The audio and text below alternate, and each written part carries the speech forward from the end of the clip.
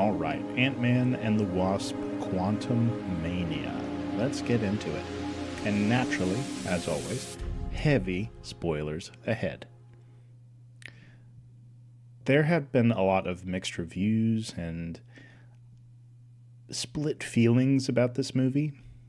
Not just the movie as a whole, but the actors, story, the comparison to everything else Marvel, which is inevitable but kind of unfair in my opinion. Now, a lot of people are saying that there had never before been a Marvel movie with this low of a Rotten Tomatoes score, but after remembering movies like Captain Marvel, Iron Man 2, Thor: The Dark World, I find myself thinking, really? This is worse than those stinkers? I mean, I thought it was better than Wakanda Forever. I mean, it was just a much more of a satisfying and fun-filled movie.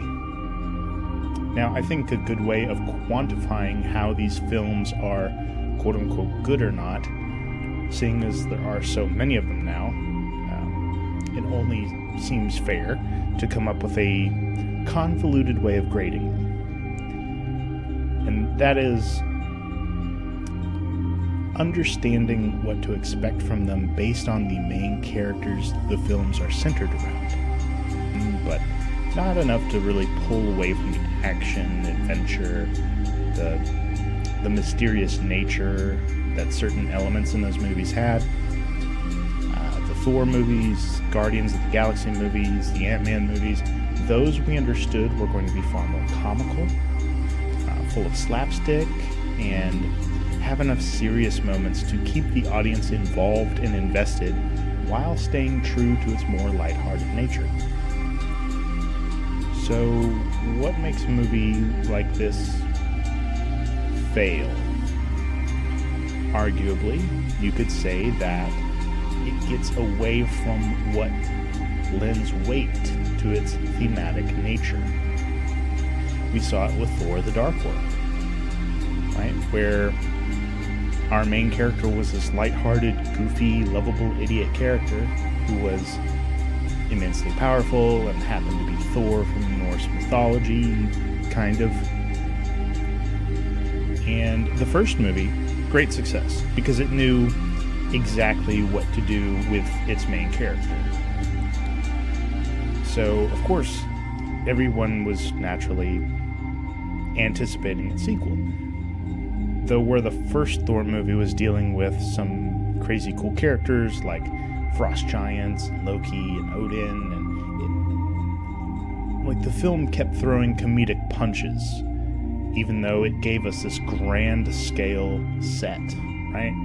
We had Asgard, we had Jotunheim, we had Earth, the Bifrost was really cool. We had all of these intense elements thrown at us, but it was still goofy. It was still funny. That was the core of what this movie told us it was going to be. And in the end, we had this massively funny film, which was a natural extension of who the main character was at his core, right? A comedic relief who foils serious situations and dangerous scenarios. But with Thor: The Dark World, I argue that they tried to make it a Captain America style film, where everything was far more serious and darkly themed, just as the Captain America movies were much more war and spy heavy, with dashes of comedic relief to kind of keep the audience balanced and grounded in us being in a Marvel Comics film. Now, this was the movie's main problem, in my opinion. It was made for the wrong hero. Right? But is this also the case with Ant-Man and the Wasp: Quantumania? Does Quantumania, the film, clash with the hero it was given? I believe so. I think what was done here was, this was a Guardians of the Galaxy movie, and it was given to Ant-Man instead. I could even see it having been a good Young Avengers movie, where, I mean, we've had a fair amount of young Avenger characters, or young superhero characters that we know are going to be the Young Avengers. Like, we have Miss Marvel, we have Spider-Man, we have Hawkeye 2.0, we have Black Widow's sister. There's a few more sprinkled throughout there. We have Hulk's son now, right? There's a bunch of these little characters sprinkled throughout. I think this would have been a cool, we have to band together kind of movie and it should have been that. It should have been that or a Guardians film. Because I understand that the past two Ant-Man movies were very science heavy. They were really thickly laden with a whole lot of scientific themes and these sort of pseudoscience-y kind of layers, but it's a whole bunch of movie jargon that tries to make it seem really real, but we know it's fake. We go along for the ride, and it's really fun. But they do that in Guardians too, much more to an extent in the Ant-Man films, I think, because they try to explain it more than in the Guardian films. But here, I mean, it just feels like we're on, different planets, and we got all these alien creatures. You have to drink this special ooze in order to be able to understand everybody, which I thought was kind of cool.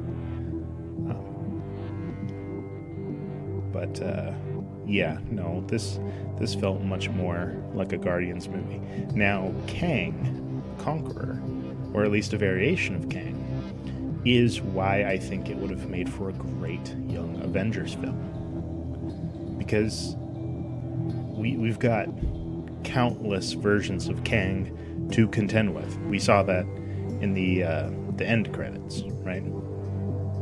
And there's this huge multiversal war that did take place and is going to take place, and the Kang that got killed at the end of the movie, or so we think, was known as the Exile, and he was supposed to be one of the most dangerous Kangs of all. I think that would have made for a great unifying movie for our young Avenger heroes, and to kind of establish them as a team, right? We have all the OGs. We have Daredevil. We have She-Hulk. We have, we're going to have Luke Cage and Punisher and the X-Men, and we have all of these standalones and groups and pairs scattered throughout, but we don't really have another core group, at least not until we get the Fantastic Four and the X-Men. We had the Illuminati, but, they kind of got blown up and turned into string cheese. But that was in another universe. We could get a second Illuminati. You never know. But yeah, if this was going to be like a main big bad, think of the first Avengers film, right? You had Loki. Loki's a huge comic book antagonist. He's got an army given to him by Thanos, another huge comic villain. He's got the power of the Mind Stone in his staff. He's got all of this stuff behind him, and the Avengers are, it's a classic team-up kind of movie, right? They're dysfunctional, they argue, they bitter. They don't get along well, but they band together to save the planet, right? It's a tale as old as time. We could have seen something very similar with the Young Avengers, but because of who the Young Avengers would have been and where they came from and their kind of shared histories, based off of who their progenitor was, we could have gotten an evolution of that first Avengers movie. We could have gotten a sort of what if, I guess.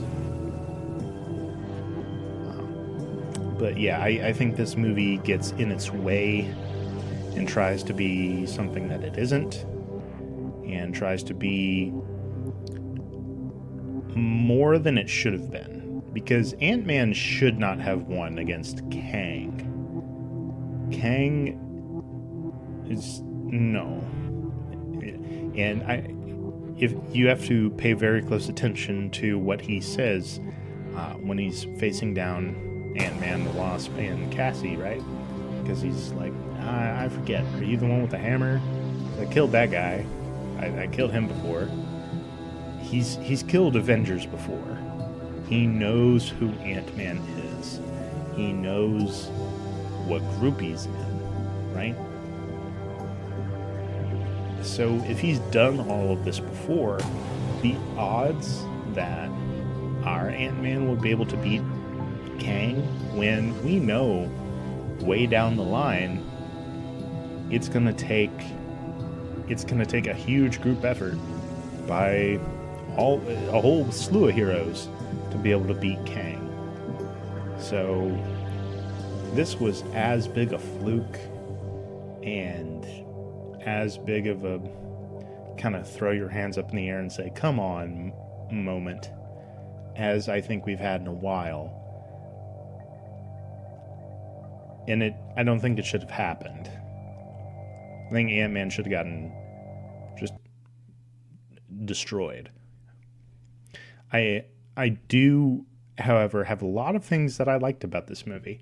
I like that whenever the ants get sucked down into the quantum realm, they go through this time dilation field and spend 1,000 years developing this techno-socialistic society, and they find Hank Pym and they're like, oh hey, we remember you. They help them fight Kang like that. And Hank Pym's like, told you, ants are cool. It's such a throwaway thing, but it's arguably one of the coolest parts of the movie. Something that I know a lot of people are going to be split on is MODOK. Oh my gosh. They did the most ridiculous George Lopez from Shark Boy and Lava Girl reboot with this character. Because he's all head, and he's got these tiny baby arm and legs and this tiny little cute butt. And they pull no punches in making fun of him, and I really hope he's not dead, because he kind of gets mollywopped by Kang, and he dies kind of delirious. He's like, at least I died an Avenger. Scott's like, yeah, sure you did. You definitely did. And then his little heart monitor thing flatlines and goes red. I really hope that he's not dead and he's still just hanging around in the quantum realm somewhere. Because what a waste. Like, Marvel's got to stop doing this. They have to stop killing all of their villains, or at least all of their like one-off villains. Like, give us a couple in order to have them again somewhere down the line. Like, I get it. It's a dash of realism. Sure. Villains and heroes are going to die. Plenty of them have died. But come on. I mean, are we never going to get Ultron again? Ultron is huge. Ultron is enormous in the Marvel comics, and he's just kind of gone. We got him back for the What If series. That was really cool for those last 2 episodes. But I mean, I really want him back live action though. And it's just so disappointing, right? And I know this gripe has been done to death, but it wasn't so much of an age as it was like a weekend of Ultron. The actual age of Ultron, now that would have been really cool. That would have been wild. I mean, Ultron is kind of like the Brainiac of Marvel. Brainiac from DC. He's kind of comparable to him, right? And at one point, he does take all the stones from Thanos. Like he is able to beat Thanos himself. He becomes a really big threat several times throughout the comics. And to just kill him off in the same movie, introduce him, it's not hitting it. It's not hitting it for me, dog. But yeah, while I think this movie was kind of messy and it was clearly given to the wrong franchise, the wrong superhero, should have been Guardians, should have been Young Avengers, I did still really like it. I would see it again because there was a lot of stuff that was fun. There was a lot of like slapstick funny moments. Not as many as I would argue should be in an Ant-Man film, because that is the kind of comedy you should expect, because it's the precedent set with the first 2 movies. It's slapstick. It's, you know, Ant-Man's got this little group of comedic side characters. T.I. is supposed to be in this movie. Yeah, no, it probably like a 4 out of 10 for me, but I would still definitely watch it. And if you haven't yet, I don't know why you're listening to this review, but you should 100% go and check out Ant-Man and the Wasp: Quantumania. But that is all I have for right now, guys. Thank you so much for tuning in, and stick around for more Sci-Fi Unchained. But for now, live long and prosper, my friends, and may the Force be with us all.